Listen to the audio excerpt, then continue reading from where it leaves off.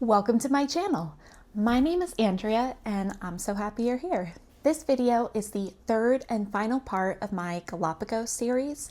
The first part was all about packing. The second part was a tour of the National Geographic Lindblad ship, the Endeavour II, which is the ship we were on for our tour. And now in part 3, I'm going to go through the logistics of our trip. So this is going to be flights, hotels, things to know about Ecuador, packing reflection, itinerary for when we were on the ship, and just anything else I can think of that would be helpful to someone going on this trip. And you might be thinking, 3 videos about one vacation, isn't that a little excessive? And yeah, it probably is excessive. We just know that when we were looking for information about the trip, there were just so many unknowns, and I think we would have really found these kind of videos helpful if it were us planning to go on our trip and trying to realize what we were going to expect. So I hope that this is helpful for you in some way, or at least entertaining, even if you're not planning on going on the trip. So let's get into it. First off, if you're not familiar, the Galapagos are a collection of islands off of the main coast of Ecuador. If you're from the United States, you can think of it as Hawaii is to the United States what the Galapagos are to Ecuador. They're still a part of the country, but very much their own thing and have a lot of their own laws, specifically ones to protect this amazing wildlife. And the wildlife is the main reason that people go. My parents and I flew from Baltimore to Houston. It took about 4 hours. And once we were there, we met up with my sister who had also flown into Houston. Then the 4 of us together flew to Quito. I would say about 1/3 of our tour group flew into Quito and the other 2/3 flew into Guayaquil.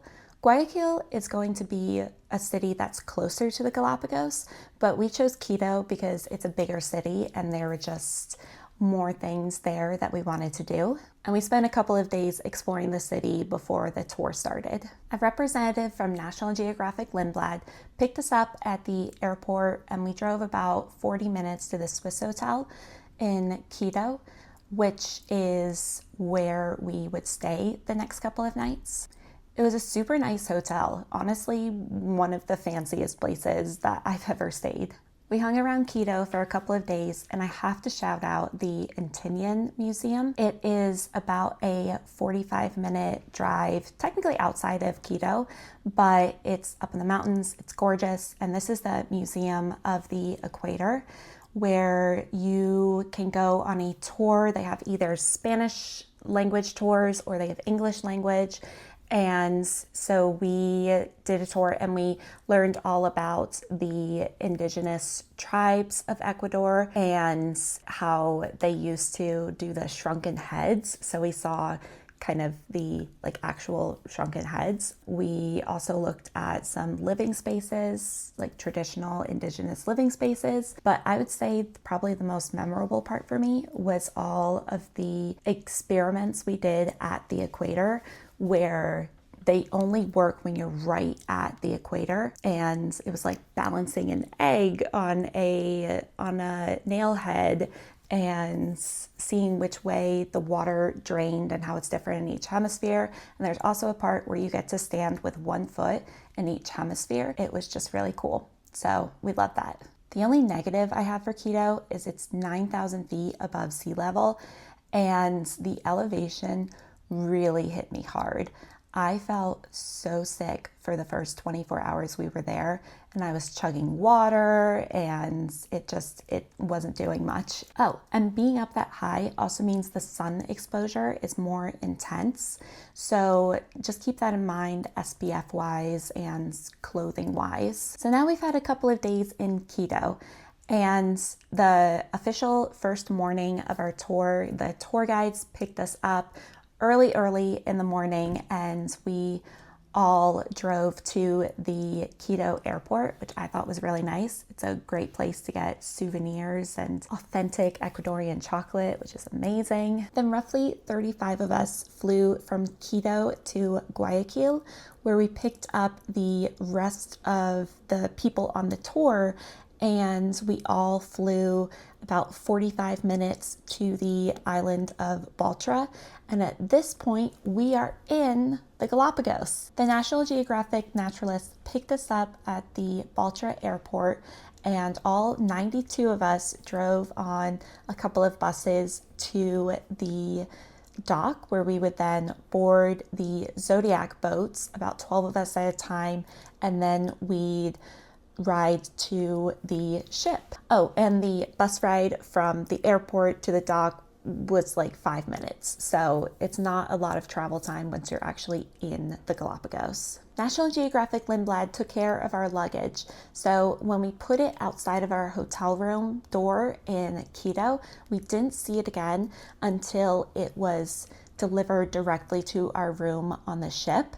And they did that while we were at orientation meeting. You of course keep your small bag with you, any necessities like passport, medication, all of that good stuff is with you at all times. And then to get home after the tour, we just did the entire thing in reverse. National Geographic Lindblad took care of all of the transportation once we had gotten to Ecuador, whether we had flown into Quito or Guayaquil. Once we landed, National Geographic took care of everything.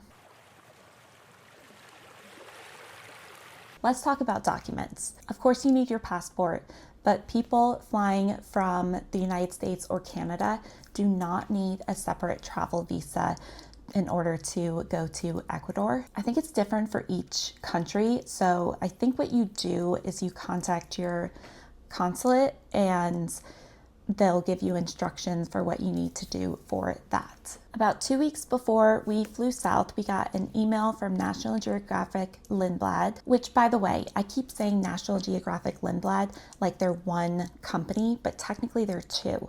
National Geographic has tours by all means of travel all around the world, but anytime they're on a ship, it is a collaboration with Lindblad.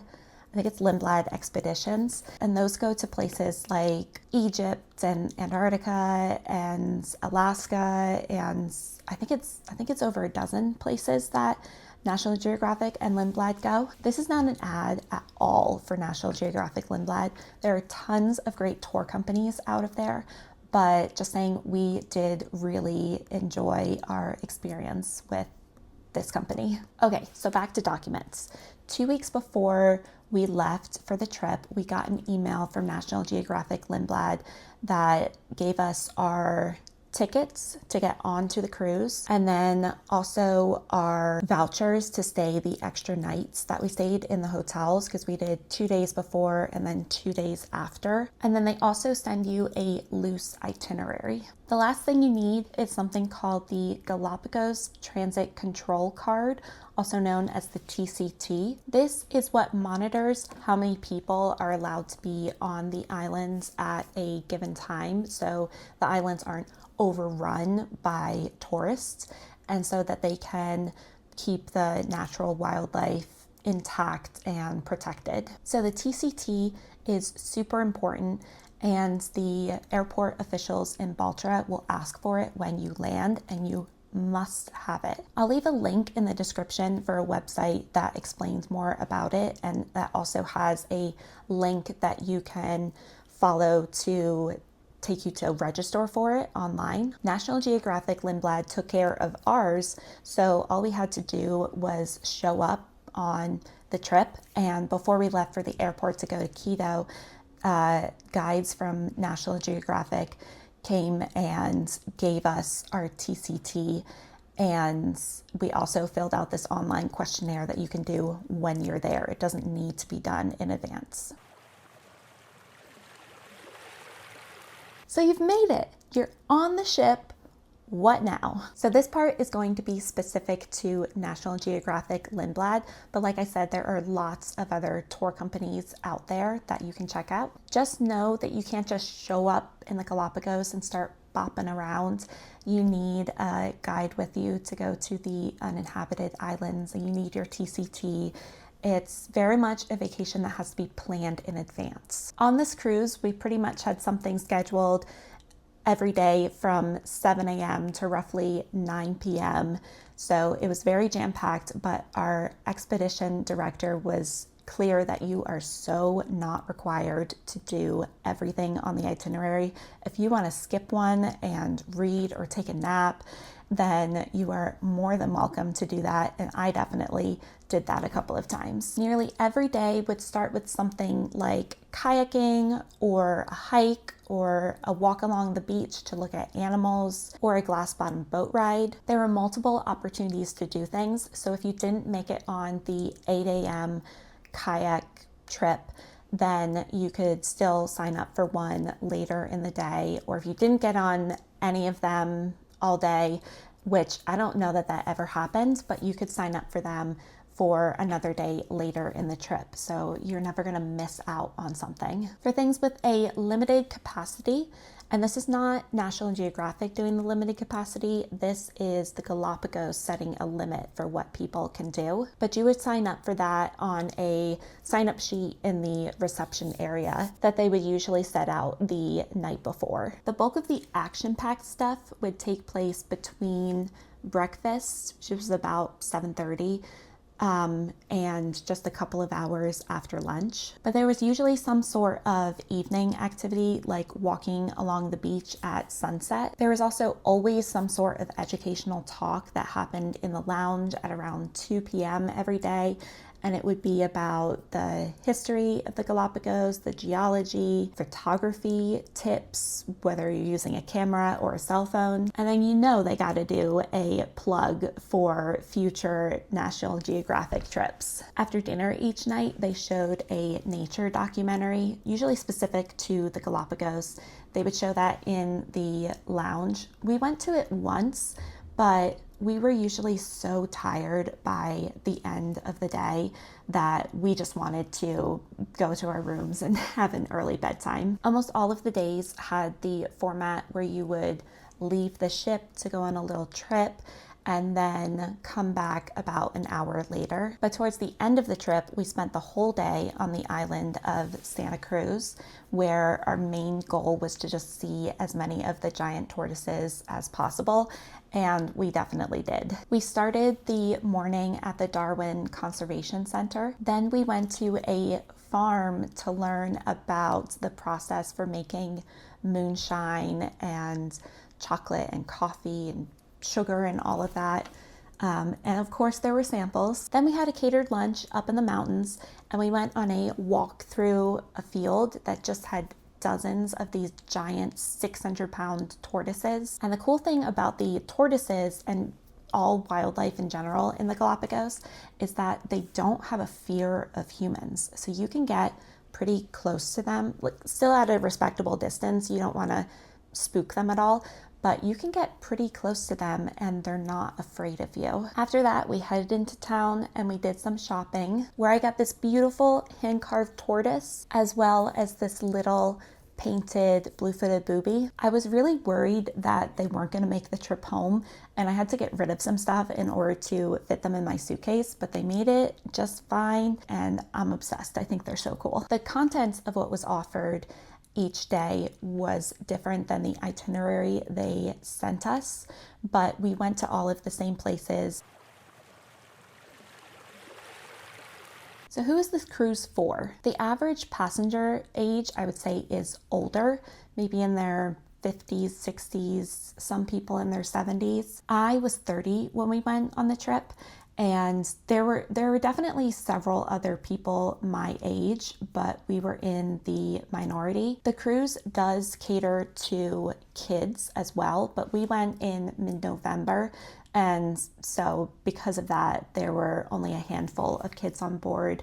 But they got to do really fun stuff like learn how to drive the Zodiacs and get their Zodiac licenses. I never really talked with any of them, but they seemed to be having a good time, and it seemed like all of the kids bonded with each other over the week. Also in the category of who is this for, I think it's worth mentioning that this is a very active vacation. You have hiking and snorkeling, and even just getting into the Zodiacs or onto the islands when you're stepping over slippery rock could be challenging if you're someone who doesn't feel super stable on their feet. But there is always a tamer option, like walking along the beach looking at animals or doing the glass bottom boat ride, or they also would take the Zodiacs out frequently to drive along the coastline and look at the animals that were hanging out there. And I believe the hikes were never longer than 2 miles.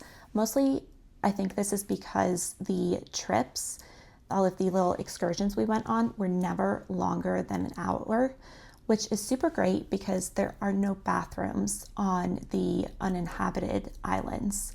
Just none whatsoever.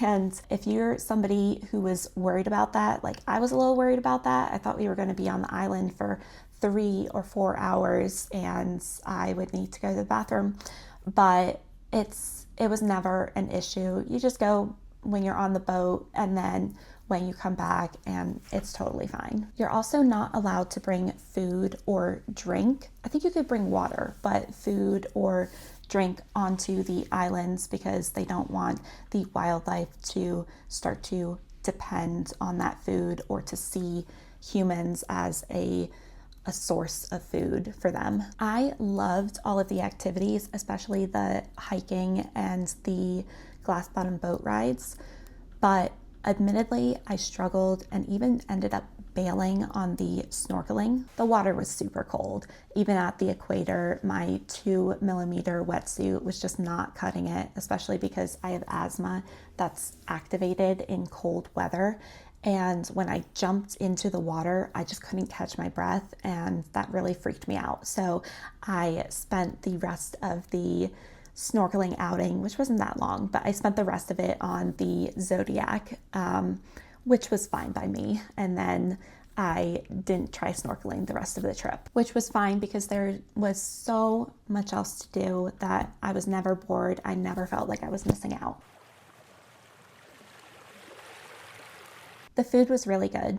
It was all served in the dining room at set times.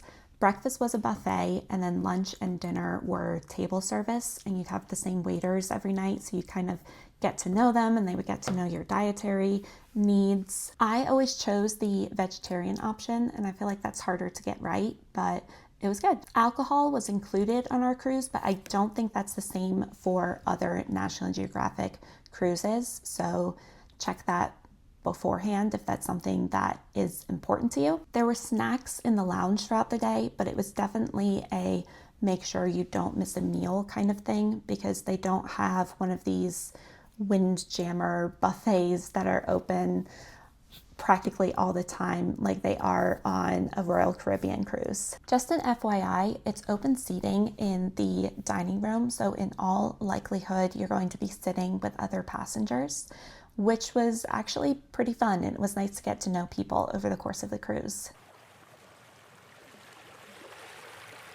Overall, I'm pretty pleased with everything I brought for the trip. And if you want to see exactly what that is, you can check out my packing video from a few weeks ago. The sun is very intense, so you want to cover your skin as much as possible with sunscreen or clothing. A lot of people had these long sleeve shirts, long pants. I got these long sleeve SPF sun shirts from Amazon in a few different colors. They're really lightweight and comfortable, so I will link that in the description if you're interested. I'll also link the waterproof lanyard I use to keep my phone safe and protected from the water. It was really nice because I could still use my phone through the plastic and take pictures with it. I did end up buying a hat on the cruise ship because the one I brought was wide brimmed, but it was too flopsy, so we'd be standing on the islands and the wind would be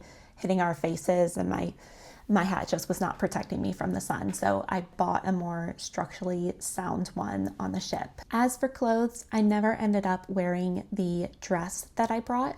I didn't see a lot of other people dressing up, and it wasn't really the vibe. But I do wish I would have brought a second pair of athletic shorts, because that's just something that I used pretty frequently, whether we were going to a beach or just walking around the ship. My Crocs were comfortable to wear around the ship, but they weren't so great when I wore them on the beach, because the sand would come into them and just kind of weigh them down and be uncomfortable to walk on. What I wish I would have brought is a pair of water shoes that didn't let the sand in. So you might want to look into that. I did end up using the laundry service once on the ship. It is so expensive, but it meant that I could pack all in one suitcase and I didn't have to bring a million clothes to last me the entire trip. How it works is National Geographic Lindblad provided us with a laundry bag, and we just fill it up throughout the week, and then when we were ready for it to be picked up, and we would leave it on our bed with a form filled out just tallying up what all was in it. I think I did laundry once, and it was like $120, but I did cram as much stuff as I could into that laundry bag. We had people in our group that hand washed clothes in the bathroom sink, so that's an option as well. I forgot to check that my sunscreen was reef safe, which it wasn't, but luckily my mom brought an extra tube, so I was able to use hers. Last on the packing reflection, I would say about 40% of the passengers on the trip brought their own wetsuits, because what they provided on the ship were shorties, so short sleeves and short pants. And you could do what my sister did. She had a full-length wetsuit, and then she actually wore the shorty on top of that. I don't know. Maybe if I had done that, or had a thicker wetsuit or something, or a hood that covered my neck, I don't know. But I kind of get the feeling that no matter what I wore, I still would have had trouble breathing with this snorkeling, and then also just having the panic of having the waters were a little bit rough, but as far as I could tell, I was the only person that had an issue with it. So maybe don't take my experience as guidance for whatever choice you make. The crew were all so lovely, from the expedition director who did our nightly recaps and organized every aspect of our trip, to the hotel director who learned all of our names throughout the trip, which was super impressive, and she was so friendly, to the waiters who made an effort to accommodate the dietary needs of somebody in our group, to the doctor who saw to somebody else in our group who was not feeling well and gave her medicine, the 8 naturalists who led all of our trips and just knew everything about the island and wildlife, and especially the stewardesses who cleaned our rooms 3 times a day. They were all so lovely and really went above and beyond to make our trip special. Which brings me to tipping. So there was a suggested $350 tip per passenger that would be divided amongst the 64 crew members, which I know sounds like so much money, and it is kind of a lot of money. But the crew works so hard, and it's something that if you're going on this trip, you kind of just need to work into your budget and to expect that that's going to be the case. And then you could tip specific crew members who were especially helpful to you during the trip. So we gave a little bit extra to our waiters and our stewardesses. Oh, and you can charge it to your room. You don't have to carry hundreds of dollars in your wallet.